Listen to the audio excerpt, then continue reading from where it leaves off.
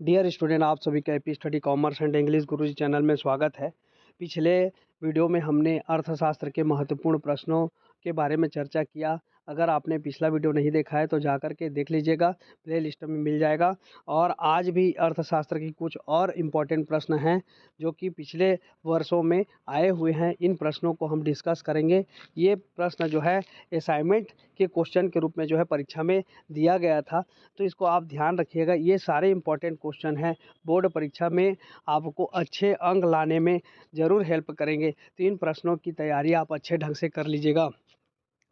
पहला जो क्वेश्चन है वो है उपयोगिता क्रमवाचक। एक क्रमवाचक विचार है, न कि गणनात्मक विचार, स्पष्ट करो। 4 अंक का प्रश्न है। शब्द सीमा जो रहेगी वो है 75 से 100 शब्द के बीच में आपको लिखना है। दूसरा है मांग की कीमत लोच से आप क्या समझते हैं।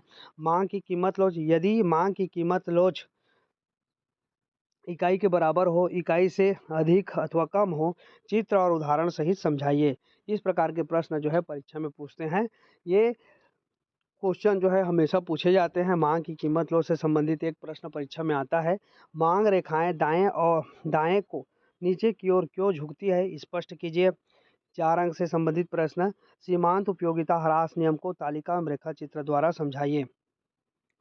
सीमांत नियम किसे कहते हैं, सीमांत नियम और सीमांत उपयोगिता ह्रास नियम के बारे में प्रश्न जो है परीक्षा में अक्सर जो है देखने को मिलते हैं। बोर्ड परीक्षा में हमेशा पूछे जाते हैं। और यह है 5वां नंबर का क्वेश्चन। उदासीनता वक्र की विचारधारा को स्पष्ट करें, यह किन मान्यताओं पर आधारित है। 4 नंबर के प्रश्न। शब्द सीमा रहेगा 75 से 100 शब्द। एकाधिकार की परिभाषा दीजिए, यह कैसे एकाधिकारिक प्रतियोगिता से भिन्न है। एकाधिकार की परिभाषा लिखना है। एकाधिकारिक प्रतियोगिता से कैसे अलग है, इसके बारे में हमको एक्सप्लेन करना है। उसके बाद है दूसरा नंबर में, एक फर्म को कीमत स्वीकारक कब कहा जाता है। तीसरा जो प्रश्न है, मांग एवं पूर्ति में परिवर्तन का संतुलन कीमत पर क्या प्रभाव पड़ता है। चौथा प्रश्न है कि क्या पूर्ण प्रतियोगिता काल्पनिक है, स्पष्ट कीजिए। पूर्ण प्रतियोगिता के संबंध में अक्सर प्रश्न पूछे जाते हैं कि पूर्ण प्रतियोगिता की विशेषताएं लिखिए। क्या पूर्ण प्रतियोगिता काल्पनिक है, पूर्ण प्रतियोगिता किसे कहते हैं, पूर्ण प्रतियोगिता और अपूर्ण प्रतियोगिता में अंतर।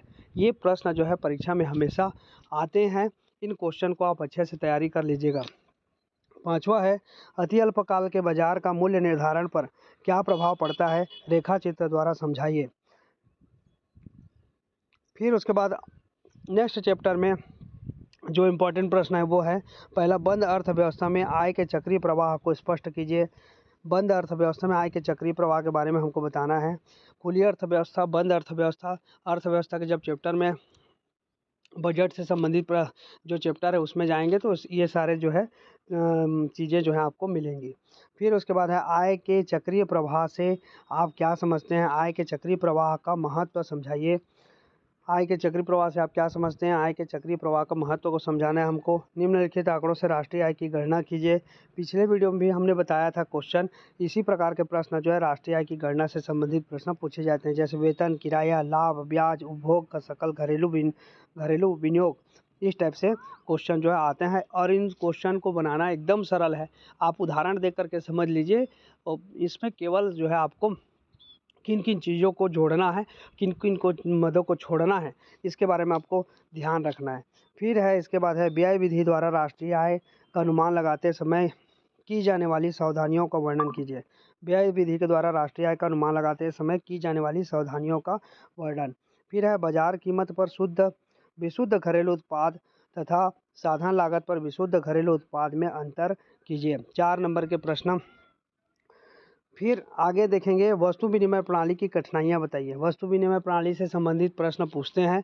मुद्रा के आगमन ने इन कठिनाइयों को कैसे दूर किया। तो वस्तु विनिमय प्रणाली क्या होती है, इसके बारे में आप पढ़े होंगे कि एक वस्तु से दूसरी वस्तु का आदान प्रदान किया जाता था पहले ज़माने में। जब से मुद्रा का प्रचलन हुआ, मुद्रा जो है मार्केट में आई, तब से जो है मुद्रा देकर के कोई भी वस्तु हम आसानी से आदान प्रदान करते हैं।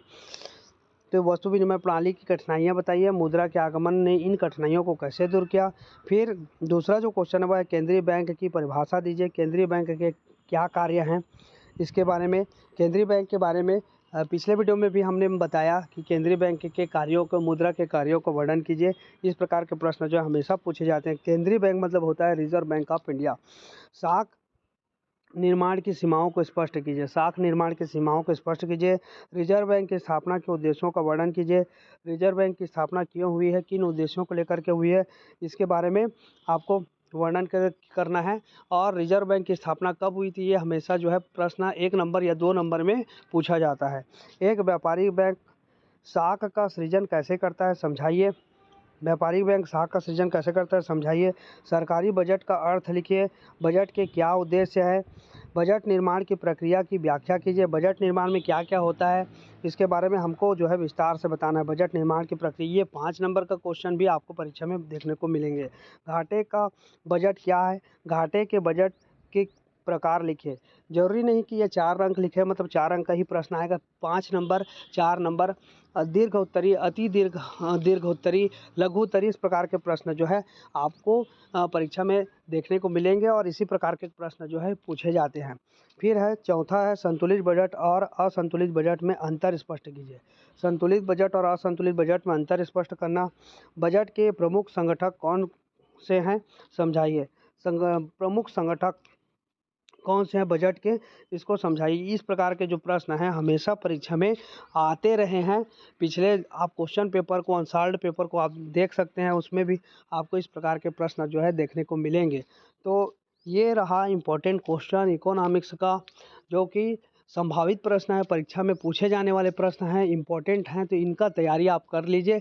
हो सकता है इसमें से भी आपको जो है परीक्षा में कई प्रश्न देखने को मिलेंगे।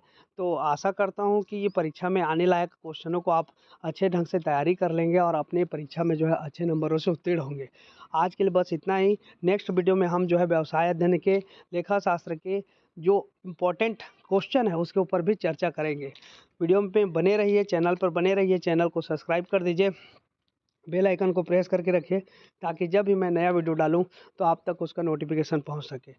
आज के लिए बस इतना ही। वीडियो को देखने के लिए आप सभी का बहुत बहुत धन्यवाद।